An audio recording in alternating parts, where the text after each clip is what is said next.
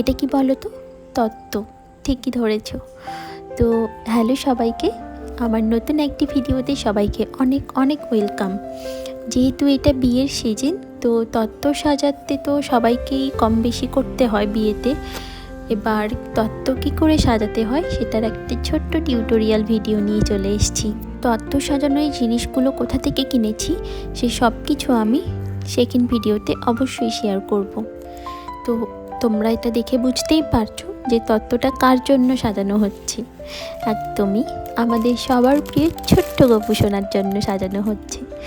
তো গপু সোনার তত্ত্বে কী কী থাকবে বা কীরমভাবে সাজানো হয়েছে সেই ভিডিওটাই তোমাদের সঙ্গে এখন শেয়ার করছি।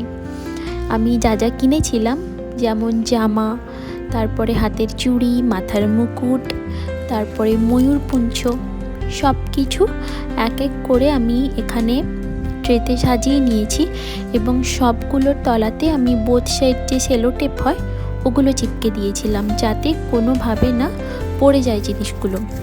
আর হ্যাঁ, তার মাঝে আমার একটা পার্সেল চলে আসলো, সেটা হলো এই যে লাল রং, যেটা বিয়ের কুলো, পিঁড়ি এগুলো সাজাতে খুব কাজে লাগে, সেজন্যই অর্ডার করেছিলাম। আর বড় সাইজটা অর্ডার করেছিলাম কারণ যেহেতু অনেকগুলো করা হবে তো পুরো রংটাই লেগে যাবে কাজে। দিন এরপরে আসলো ওটাকে সিল করার পালা, মানে যাতে ওপর থেকে ধুলো বালি কিছু না পড়ে, অথচ সুন্দর লাগে দেখতে।